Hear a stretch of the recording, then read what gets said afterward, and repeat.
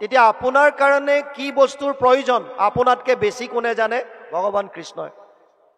সেইমতে আপোনাক দিব। আপুনি ভাবিব পাৰে, আজি হয়তো আপোনাৰ অনুভৱ হৈছে এই বস্তুটো মই পোৱা নাই, ভগৱানক ইমান ভক্তি কৰোঁ, অথচ ভগৱানে মোলৈ চকু মেলি নাচালে, মই এই বস্তুটো পোৱা নাই, এইকাৰণে আপুনি 10টা গালি হয়তো মনে মনে ভগৱানক দিব পাৰে। কিন্তু যদি সেই বস্তুটো পোৱাৰ পাছত এই বস্তুটোৰ পৰা যদি আপোনাৰ কিবা অপকাৰ হ'বলগীয়া আছে তেতিয়া, বা বস্তুটো পোৱাৰ পাছত যদি সেই বস্তুটোৱে আপোনাক কিবা অপকাৰ কৰে তেতিয়া, আপুনি নিজে আজি বিচাৰিছে, ভগৱানে দিয়া নাই, কিয়? আপুনি প্ৰকৃত ভকত, সেইকাৰণে ভাবিছে এই বস্তুটোৰ পৰা বাপজনৰ অপকাৰ হ'ব, গতিকে মই নিদিওঁ। কিন্তু আমি বুজাত গণ্ডগোল হয়। যদি আপুনি একো নিবিচাৰে তেতিয়া ভগৱানটো ভকতৰ অধীন, অহম ভক্ত পৰাধীন হি অস্বতন্ত্ৰ এব দ্বিজ, নৱম অধ্যায় নৱম স্কন্ধ 4ৰ্থ অধ্যায় 63 নম্বৰ শ্লোকত কৈছে, অহম ভক্ত পৰাধীন হি অস্বতন্ত্ৰ এব দ্বিজ সাধুভি ভক্ত পৰাধীন ভক্তেৰ ভক্ত জনপ্ৰিয় 9:4-63, নৱম স্কন্ধ 4ৰ্থ অধ্যায় 63 নম্বৰ শ্লোক। দুৰ্বাসাক কৈছিল, যেতিয়া অম্বৰীষক দি থোৱা চক্ৰই দুৰ্বাসাক খেদি ফুৰিছিল, যেতিয়া ভগৱান কৃষ্ণৰ ওচৰত গৈ পালেগৈ আৰু ক'লে আপোনাৰ চক্ৰৰ পৰা মোক ৰখাওক, তেতিয়া ভগৱানে কৈছিল নোৱাৰিম, মই ভক্তৰ অধীন, মই স্বতন্ত্ৰ কেতিয়াও নহয়, হি অস্বতন্ত্ৰ এব দ্বিজ, মই কেতিয়াও স্বতন্ত্ৰ নহয়। সাধুভি ভক্ত হৃদয় ভক্তেৰ ভক্ত জনপ্ৰিয়, মই সেইসকল সাধুৰ হৃদয়ে মোক ধাৰণ কৰি ৰাখিছে আৰু মই তেওঁলোকৰ অধীন হৈহে কৰ্ম কৰিব পাৰোঁ, তাৰ বাহিৰে মোৰ কোনো স্বতন্ত্ৰতা নাই।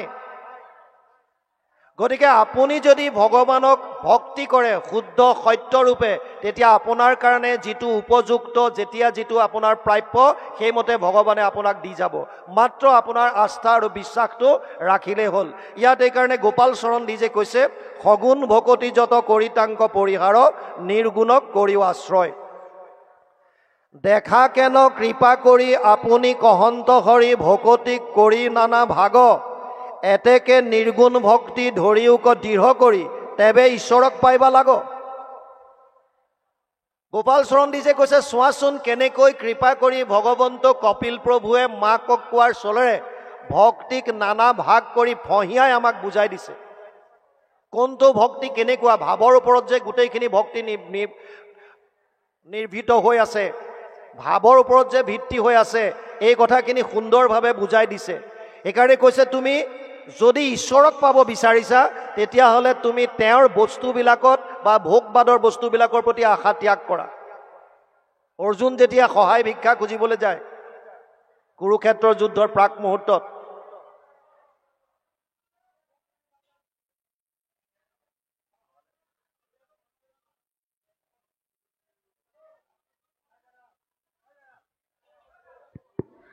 ভাব অকণমান ৰৈ দিয়ক, চাওক, মই প্ৰায় এটা কাহিনী কওঁ, সেইকাৰণে আপুনি কিমান শুনিছে সেইটো ডাঙৰ কথা নহয়, যিকণ শুনে এইকণ শ্ৰদ্ধা সহকাৰে শুনক। শ্লোকাৰ্ধম শ্লোক পদম শ্ৰীমদ ভাগৱত উদ্ভৱম, অকণমানো যদি শুনিছে, ভাগৱতৰ এটা শ্লোকৰ আধাও যদি শুনিছে, এফাকি পদৰ যদি আধাও যদি শুনিছে, শ্ৰদ্ধা সহকাৰে যদি শুনিছে, তাৰ পৰাই আপোনাৰ লাভ হ'ব। এটা চোৰ কেইজনমান মানুহে খেদি খেদি আহি আছে, বাহিৰত ভাগৱতৰ য'ত অনুষ্ঠান হয় তাত 50,000-ৰ পৰা 1 লাখ মানুহে শ্ৰৱণ কৰিব পৰা কেপাচিটি থাকে, 50,000 to 1 লাখ এটা পেণ্ডেলত, আৰু তাত কথা হয় মাত্ৰ 3 ঘণ্টা, এনেকুৱা দিনজোৰা নহয়, 3 ঘণ্টা চিডিউল, 3 ঘণ্টা হ'ব, 3 ঘণ্টাত ভাগৱত সমাপ্ত, তাৰপাছত খোৱা বোৱা ইত্যাদি কি কৰে কৰক, আকৌ যদি দৰকাৰ হয় তেতিয়াহ'লে পেছত আকৌ 3 ঘণ্টা হ'ব, 9টাৰ পৰা 12টা, মাজত গেপ, যদি ৰাইজৰ বিপুল অনুৰোধ 3টাৰ পৰা 6টা, বছ 2টা চিডিউল। এই চোৰটোক যেতিয়া খেদি আহি আছে, চোৰটোৱে ভাবিলে যে উপায় নাই, কাষতে ভাগৱত হৈ আছিলে, ই ভাগৱতৰ মানুহৰ শ্ৰোতাৰ মাজত সোমাই গ'ল, আৰু শ্ৰোতাৰ মাজত সোমাই একান্তভাৱে বহি শ্ৰোতাৰ নিচিনা এক্টিং কৰিবলৈ ধৰিলে। যিখিনি মানুহে খেদি আহিছিল সিহঁতে ভাবিলে ভাগৱতৰ কথা হৈ আছে, ইয়াত গৈ পেলাই এতিয়া আমি কোনো অশান্তিৰ সৃষ্টি নকৰোঁ, আৰু চোৰটোক বিচাৰিও নাপাম, 50,000 1 লাখৰ মাজত ক'ত বহিল কোনে জানে। সেইকাৰণে তেওঁলোক উভতি গ'ল। চোৰটোৱে একান্ত মনে সেইকণ সময়ত শ্ৰোতাৰ অভিনয় কৰি ব্যাখ্যাকাৰে কি কৈছে শুনিবলৈ লাগিল। সেই সময়ত ব্যাখ্যাকাৰে কৃষ্ণ প্ৰভু ভগৱন্তৰ শৃংগাৰ বৰ্ণনা কৰি আছিল। ব্যাখ্যাকাৰে কৈছিল শ্যাম সুন্দৰৰ শৰীৰটো সুঠাম, বৰ্তমান সময়ত ক'লে 6 পেক ভি শেপ, খুব সুন্দৰ সুঠাম, আজানুলম্বিত বাহু, আৰু কৈছে যে তেওঁৰ শ্যাম বৰণীয়া শৰীৰত যিখিনি চুলিখিনি কেঁকুৰা কেঁকুৰি আৰু তাত এটা সোণৰ কিৰীটি পৰিধান কৰে, তাৰ ওপৰত ময়ূৰৰ পুচ্ছ থাকে। চোৰটোৱে ভাবিছে বৰ ধনী মানুহ হ'ব চাগে, সেইকাৰণে একান্ত মনে আৰু মন দিছে, কনচেন্ট্ৰেশ্যন পাৱাৰ বাঢ়ি গৈছে। ব্যাখ্যাকাৰে কৈছে শ্যাম সুন্দৰে গলত যিডাল হাৰ পিন্ধে সেয়া সোণৰ, কৰ্ণত যি কুণ্ডল পিন্ধে সেয়া সোণৰ, হাতত যি বাজু পিন্ধে সেয়া সোণৰ, আৰু তেওঁৰ কঁকালত যিডাল কঁকালি মাৰে সেয়া সোণৰ, পীতবস্ত্ৰ পৰিধান কৰে, আনকি তেওঁৰ যিটো বাঁহী আছে এইটো সোণৰ। চোৰটোৱে ভাবিছে ইমান ধনী মানুহ, ইয়াৰ এড্ৰেছটো ল'বই লাগিব, ইয়াৰ ঘৰতে সিন্ধি মাৰিম, বেলেগত গৈ লাভ নাই। সেইকাৰণে একান্ত মনে শুনি আছে, এই শ্যাম সুন্দৰ দেখিলে কেনেকৈ চিনি পাম। আৰু ব্যাখ্যাকাৰজনে কৈ আছে ওখ পাখ সুন্দৰ সুঠাম বডি, অকণমান মিঠা বৰণীয়া, চুলিখিনি কেঁকুৰা কেঁকুৰি, সোণৰ কিৰীটি, পীতবস্ত্ৰ হালধীয়া বস্ত্ৰ পৰিধান কৰিছে, সুন্দৰভাৱে কৈছে। চোৰটোৱে ৰূপটো ধাৰণ কৰি ল'লে। আৰু যেতিয়া ব্যাখ্যাৰ চিডিউলটো শেষ হ'ল, লগে লগে ব্যাখ্যাকাৰৰ ওচৰত গৈ দীঘল দি পৰি গৈছে, প্ৰভু আপুনি যিজন শ্যাম সুন্দৰৰ কথা কৈছিল তেওঁৰ ঠিকনাটো অকণ লিখি দিয়কচোন। ব্যাখ্যাকাৰে ভাবিলে যে শ্ৰোতাও কেইবা ধৰণৰ থাকে, তাৰে এবিধ হৈছে ৰসিক আৰু এবিধ হৈছে ভাবুক। ভাৱত বিভোৰ হৈ যায় কিছুমান, কথাৰ লগে লগে তেওঁ ভাবুক হৈ গুচি যায়। সেইকাৰণে ভাবিলে, আৰু কিছুমান ৰস স্বাদন কৰি থাকে, ৰসিক বুলি কয়, ভাবিলে এওঁ চাগে ভাৱত বিভোৰ হৈ গৈছে, গতিকে শ্যাম সুন্দৰৰ ঠিকনা বিচাৰিছে। সেইকাৰণে ক'লে তুমি ইয়াৰ পৰা ট্ৰেইন ষ্টেচনত যোৱা, ট্ৰেইনত উঠিবা আৰু চিধা বৃন্দাবন বুলি এটা ষ্টেচন পাবা, তালৈ যোৱা, তাত নামি যাকে সোধা তোমাক শ্যাম সুন্দৰৰ ঘৰ দেখুৱাই দিব। সি ভাবিলে হয়তো ইমান ধনী মানুহ, তাত চাগে চবেই চিনি পায়, একো দিগদাৰ নাই। আৰু একো খোৱা বোৱা নাই, ৰূপটো হৃদয়ত ধাৰণ কৰিলে, কৰি তাৰ পৰা দৌৰিছে ৰেলৱে ষ্টেচন। তাত ট্ৰেইনত উঠি ৰাতভৰ ট্ৰেইনৰ যাত্ৰা, পানী এটুপিও খোৱা নাই, কেৱল ৰূপটো ধাৰণ কৰিছে, কেনেকৈ শ্যাম সুন্দৰক লগ পাওঁ। এই ধনী মানুহটো ঘৰখন চাই ল'লে, মই চুৰ কৰি গোটেই বস্তুবিলাক লৈ আহিম। আৰু তাত গৈ ট্ৰেইনৰ পৰা নামি যাকে সুধিছে শ্যাম সুন্দৰৰ ঘৰ ক'ত, তেওঁবিলাকে মন্দিৰবিলাক দেখুৱাই দিছে, য'ত ৰাধা কৃষ্ণৰ যুগল মূৰ্তিবিলাক থাকে। আৰু ই চোৰটোৱে গৈ পেলাই মন্দিৰত সোমাই যেতিয়া মূৰ্তি দেখিছে, কৈছে বা এইটো কম ধনী মানুহ নহ'ব, য'তে ত'তে মন্দিৰ বনাই পেলাই পূজা কৰি আছে। মানুহক সুধিছে মোক অৰিজিন ঘৰখন লাগে, ক'ত লগ পাম তেওঁক। আৰু সোধোতে সোধোতে দুপৰীয়াৰ পাৰ হৈ আবেলি সময় হ'ল, বেলি লহিয়াবলৈ ধৰিলে। এজন বুঢ়া মানুহক লগ পাই সুধিলে, দেউতা ৰাতিপুৱাৰ পৰা শ্যাম সুন্দৰক বিচাৰি আছোঁ, পোৱা নাই, আপুনি অনুগ্ৰহ কৰি ক'ব নেকি তেওঁক ক'ত লগ পাম। মানুহজনো ভাৱত বিভোৰ হৈ আছিল। তেওঁ বেলিটোলৈ চালে, দেখিলে বেলি লহিয়াবলৈ ধৰিছে, আৰু ক'লে যে এই মুহূৰ্তত নিধিবনৰ ফালে যোৱা, তাত গৰু চৰাই আছে। ই ভাবিছে ইমান ধনী মানুহ আকৌ গৰু চৰাই, এইটো কেনেকুৱা কথা। ভাবিলে হ'ব পাৰে পেচা, কোনোবাই বৰশী বাই ভাল পায়, কোনোবাই বাইক ৰাইডিং কৰি ভাল পায়, বিভিন্ন ধৰণৰ ধনী মানুহৰ পেচা বেলেগ বেলেগ। ভাবিলে চাগে এজনে গৰু চৰাই ভাল পায়, হ'ব ঠিক আছে, বনৰ মাজত পালে হেঁচা মাৰি ধৰি গোটেই বস্তু সুলকাই লৈ ল'ম। চোৰটো প্ৰকাণ্ড, ওখ পাখ। নিধিবনৰ ফালে গ'ল, তাত গৈ যেতিয়া বিচাৰি ফুৰিছে, বেলেগ বেলেগ গৰখীয়াবিলাক দেখিছে, কিন্তু যিটো ৰূপ ধাৰণ কৰি গৈছিল ব্যাখ্যাকাৰজনে, যিজন শ্যাম সুন্দৰৰ কথা কৈছিল, সেইজন ব্যক্তিক লগ পোৱা নাই। সন্ধিয়া হ'বৰ হ'ল, লগ পোৱা নাই। শেষত তেওঁ উৎকণ্ঠাত জোৰত জোৰতকৈ মাতিবলৈ ধৰিলে, হে শ্যাম সুন্দৰ, হে শ্যাম সুন্দৰ। ভগৱানে গীতাত অৰ্জুনক কৈছে যে যথামাম প্ৰপদ্যন্তে তাম তথৈব ভজম্যহম, 4ৰ্থ অধ্যায় 11 নম্বৰ শ্লোক। মোক যোনে যেনেকৈ বিচাৰে মই তাক তেনেকৈ দৰ্শন দিওঁ, মোক যেনেকৈ যোনে ভজে মই তাক তেনেকৈ তাৰ ভজন কৰোঁ। গতিকে যিটো ৰূপ তেওঁৰ হৃদয়ত ধাৰণ কৰি আছিল, সেই ৰূপত তেওঁৰ সন্মুখত দেখা দিলে। যেতিয়াই ভগৱান কৃষ্ণক সন্মুখত দেখা পালে, লগে লগে তেওঁৰ অজ্ঞানতা দূৰ হৈ গ'ল। যেনেকৈ আপুনি অন্ধকাৰ কোঠা এটাত সোমাই লাইটৰ ছুইচটো দিয়াৰ লগে লগে আন্ধাৰ নাইকিয়া হৈ পোহৰ হৈ যায়, ভগৱানক দৰ্শন পোৱাৰ লগে লগে চোৰটোৰ হৃদয়ৰ যিমানবিলাক সহ্যবৃত্তি অজ্ঞানতা আছিল, চব নাইকিয়া হৈ ভক্তি বস্তু জ্ঞান বস্তু জাগ্ৰত হ'ল। এতিয়া চোৰটোক কৈছে, তুমি মোক ইমানকৈ কিয় বিচাৰিছা? সি কৈছে ভগৱান মোৰ ভুল হৈ গ'ল, মই তুমি কোন বুজি পোৱা নাছিলোঁ। মই ভাবিছিলোঁ যে এজন ধনী মানুহ, মই চোৰ, গতিকে মই চুৰ কৰাৰ মানসিকতা লৈ পেলাইহে তোমাক বিচাৰিছিলোঁ। কোৱা কোৱা তোমাক কি লাগে কোৱা। বোলে মোক এতিয়া একো নালাগে। নাই নাই মই জানিছোঁ তোমাক কি লাগে। এই বুলি গোটেই কিৰীটি খুলিলে, বাজু খুলিলে আৰু কুণ্ডল খুলিলে, সোণৰ বাঁহী কাপোৰত মেৰিয়াই টোপোলা কৰি দি দিলে। এয়া লোৱা, তুমি এয়া বিচাৰি মোৰ ওচৰলৈ আহিছা। চোৰটোৱে ক'লে প্ৰভু মই চোৰ আছিলোঁ হয়, কিন্তু এতিয়া মই বুজি পালোঁ তুমি কোন। মই তোমাক কৈছোঁ যে তোমাৰ এই অলংকাৰ পৰিধান কৰিবৰ পৰা ব্যক্তি পৃথিৱীত মই দ্বিতীয় এজন আজিলৈকে দেখা নাই, গতিকে এয়া বস্তু মোক নালাগে। ভগৱানে ক'লে কিন্তু মোৰ দৰ্শন অথলে নাযায়, তুমি কিবা এটা বিচাৰা। তেওঁ ক'লে যদি দিবই বিচাৰিছা তেতিয়াহ'লে মোক এটা বস্তু দিয়া। বোলে কি? যেতিয়াই মই তোমাৰ দৰ্শন বিচাৰোঁ তুমি যাতে মোক এই ৰূপত যাতে দৰ্শন দিয়া। আৰু ভগৱানে ক'লে তথাস্তু। লগে লগে অন্তৰ্ধান হ'ল।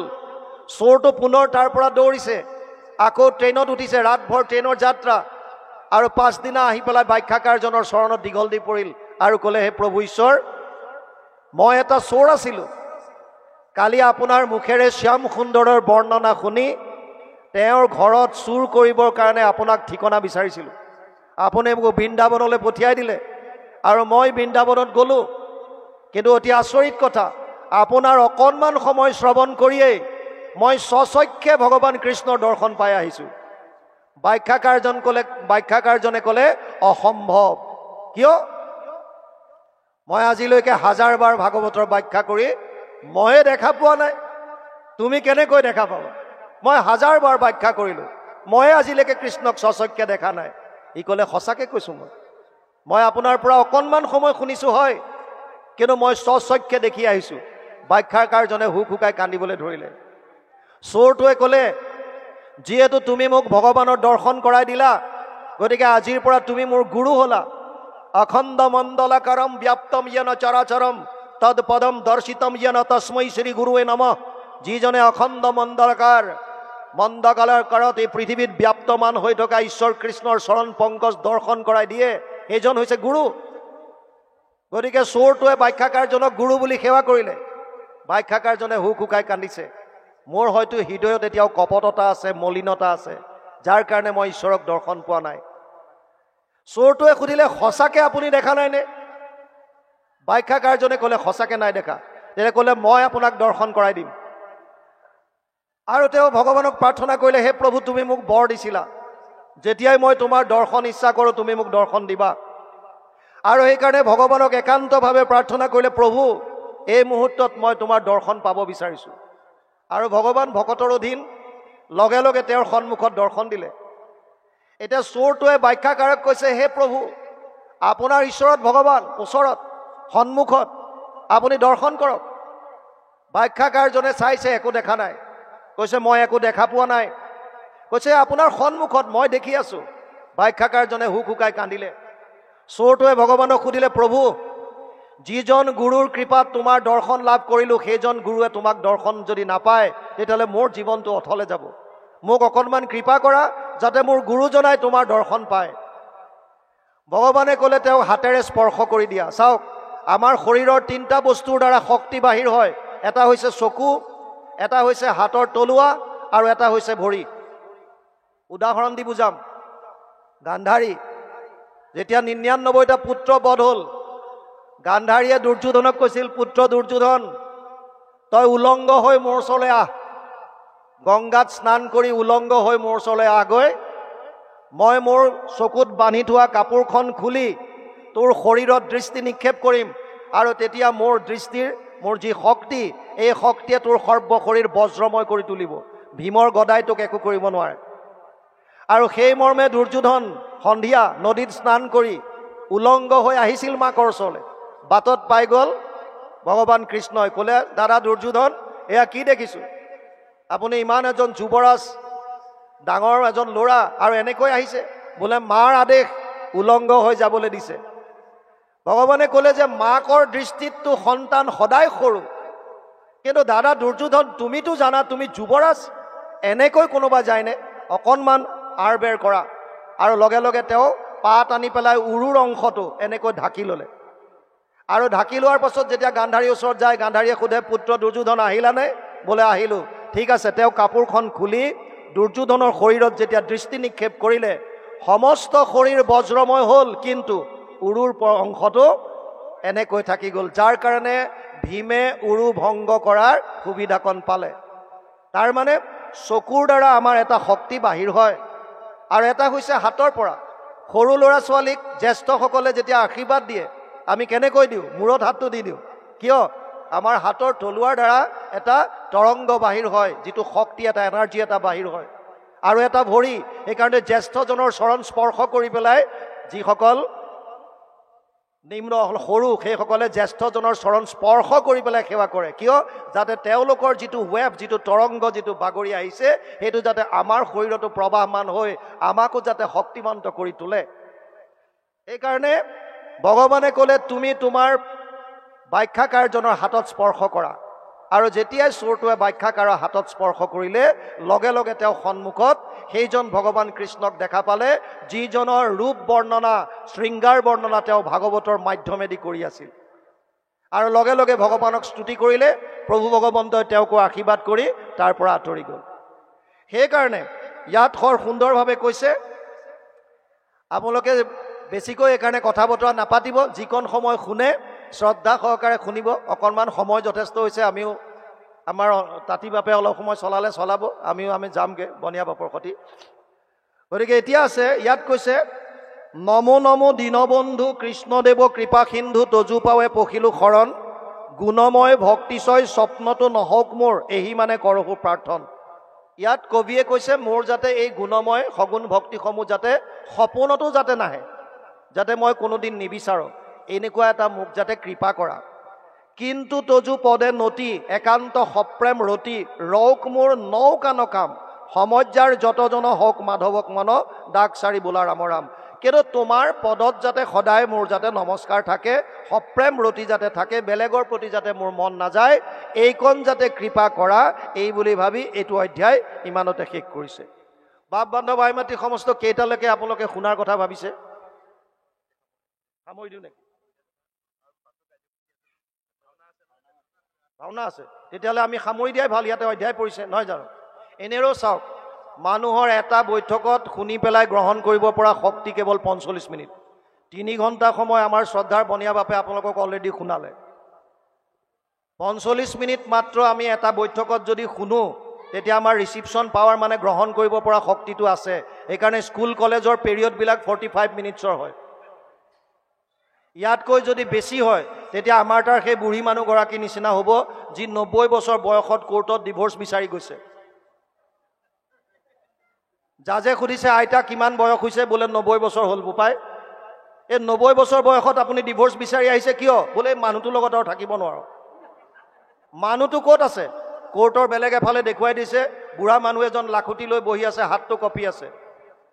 জাজে সুধিছে দেউতা আপোনাৰ বয়স কিমান হ'ল? বোলে 95 মান হ'ল বোপাই।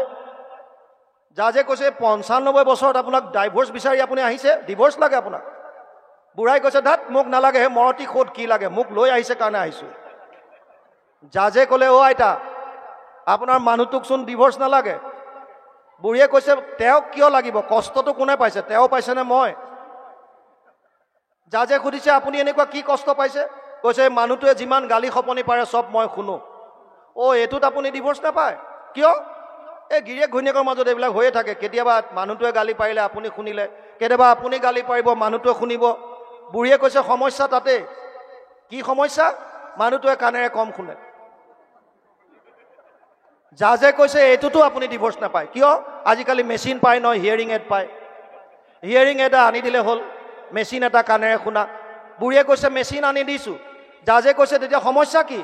কৈছে যেতিয়াই মানুহটোক গালি পাৰোঁ মেচিনটো খুলি থয়। এতিয়া ইয়াতো বেছি দীঘলীয়া হ'লে আপোনাৰ খবৰ গতি একে হ'ব। আমি কৈ থাকিম চবে মেচিন খুলি থৈ দিব, বেটা কৈ থাক।